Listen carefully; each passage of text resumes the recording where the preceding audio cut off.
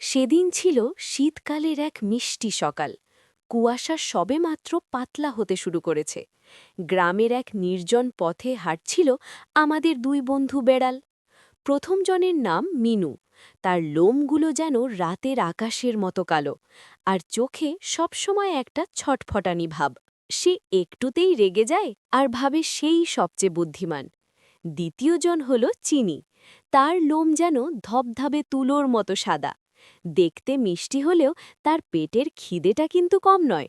সে সব কাজ ধীরে সুস্থে করতে ভালোবাসে, কিন্তু খাবারের কথা উঠলে সেও মিনুর মতোই লড়াই করতে প্রস্তুত।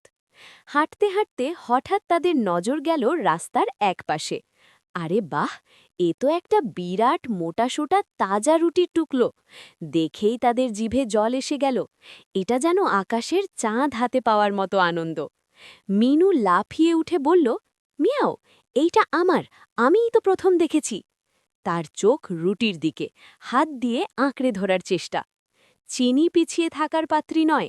সে গলার স্বর চড়িয়ে বলল, ধর, আমি তোর চেয়ে 1 সেকেন্ড আগে দেখেছি। রুটিটা আমার, খাবারের উপর প্রথম নজর যার, অধিকারও তার। ব্যাস, শুরু হয়ে গেল তাদের মধ্যে তুমুল ঝগড়া। মিনু মারতে যায় তো চিনি পাল্টা থাবা মারে। নখ আর দাঁত যেন শানিত তলোহারের মতো বের হয়ে এলো। তারা দুজন রুটির দখল নিয়ে মাটিতে গড়াগড়ি খেতে লাগল। মিনুর রাগ, আমি বললাম ছাড়, এটা আমার। চিনির জেদ, কক্ষনো না, আগে আমি খাবো। তাদের এই চিৎকার, চেঁচামেচি আর মারামারির ফলে রুটিটা কিন্তু মাঝখানেই পড়ে রইল, একটু একটু করে ধুলো মাখতে লাগল। এই সময় পাশের এক বড় জামরুল গাছের উঁচু ডালে বসে একটা ধূর্ত বাঁদর তাদের ঝগড়া দেখছিল। তার নাম খান বাহাদুর বাঁদর। সবাই তাকে শুধু খান বলে ডাকত। খান বাহাদুরের চোখ ছিল সব সময় খাবারের সন্ধানে, আর মাথায় ছিল খুব শয়তানি বুদ্ধি। বাঁদরটা দেখল বেড়াল দুটো বোকার মতো নিজেদের জিনিস নষ্ট করছে। সে মনে মনে হাসল, আহা, এমন বোকা জীব আমি জন্মেই দেখিনি। এদের ঝগড়ার সুযোগ নিয়ে আজ আমার পেট পুজো হবে। সে খুব গম্ভীর একটা মুখ করে গাছ থেকে নিচে নামল। তার হাতে একটা লম্বা লাঠি, যেটা সেই পণ্ডিতদের মতো ধরেছিল। খান বাহাদুর বেড়াল দুটোর মাঝখানে এসে দাঁড়াল। গলার স্বরকে খুব নম্র করে বলল, বন্ধুরা, থামো। তোমরা দুজন এত ভালো বন্ধু, এক টুকরো রুটি নিয়ে এভাবে মারামারি করা কি তোমাদের সাজে? আমি সব দেখেছি। তোমরা দুজনেই রুটিটা পাওয়ার যোগ্য। আমি হচ্ছি ন্যায় বিচারক। মিনু আর চিনি মারামারি করতে করতে ক্লান্ত হয়ে গিয়েছিল। তারা হাঁপাতে হাঁপাতে বাঁদরের দিকে তাকালো। মিনু ফিসফিস করে বলল, উফ, বাঁচা গেল। ইনি নিশ্চয়ই রুটিটা সমান ভাগ করে দেবেন। চিনি মাথা নেড়ে সায় দিল, বিচারক যখন এসেছেন তখন তো বিচার হবেই।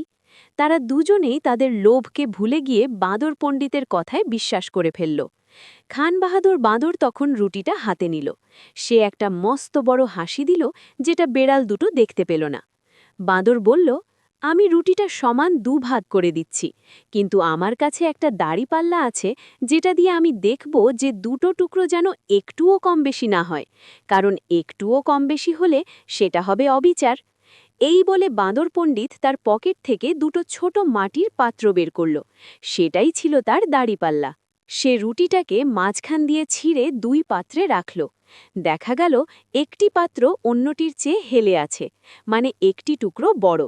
খান বাহাদুর অবাক হওয়ার ভান করে বলল, ওহ, ছি ছি ছি, এই টুকরোটা বড় হয়ে গেল। এটা তো অন্যায়। দাঁড়াও, আমি সমান করে দিচ্ছি। এই বলে সেই বড় টুকরোটা থেকে বিশাল এক কামড় হটি খেয়ে নিল। খাবার পর সে ঠোঁট চাটল। তারপর বলল, এবার দেখি। এবার দেখা গেল সেই টুকরোটা ছোট হয়ে গেছে, আর অন্য টুকরোটা এখন বড়। মিনু বেড়াল একটু অবাক হয়ে বলল, কিন্তু এখন যে অন্যটা বড় হয়ে গেল পণ্ডিত মশাই? বাদরটা গম্ভীর হয়ে বলল, আহ, আমি কি করব বলো, সমান তো করতেই হবে, ন্যায় বিচার বলে কথা। এই বলে সে আবার নতুন বড় টুকরোটা থেকে এক কামড় খেয়ে নিল। চিবোতে চিবোতে তার চোখ যেন আনন্দে মিটমিট করছিল। বেড়াল দুটি দেখল রুটিটা কেবলই ছোট থেকে ছোট হতে শুরু করেছে। বাঁদরের এই সমান করার খেলা চলতেই থাকল। একবার এদিক থেকে খায় তো আরেকবার ওদিক থেকে। তারা দুজন তখন বুঝতে পারল যে তারা ভীষণ বোকা বনে গিয়েছে। তাদের চোখের সামনে তাদের লোভের রুটি শেষ হয়ে যাচ্ছে। চিনি কাতর স্বরে বলল, পণ্ডিত মশাই, আর সমান করতে হবে না, আপনি যা আছে তাই দুজনকে ভাগ করে দিন, আমরা ঝগড়া করব না। মিনুও মাথা নেড়ে সায় দিল। হ্যাঁ হ্যাঁ, এখন যা বাকি আছে তাইতেই হবে, প্লিজ। কিন্তু ততক্ষণে রুটির টুকরোগুলো প্রায় চিনি দানার মতো ছোট হয়ে গেছে।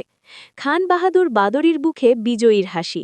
সে শেষ দুটি ক্ষুদ্র টুকরো একসাথে মুখে পুরে দিল। আহ, এবার দেখো, রুটিটা একদম সমান হয়ে গেল, মানে কিছুই বাকি রইল না।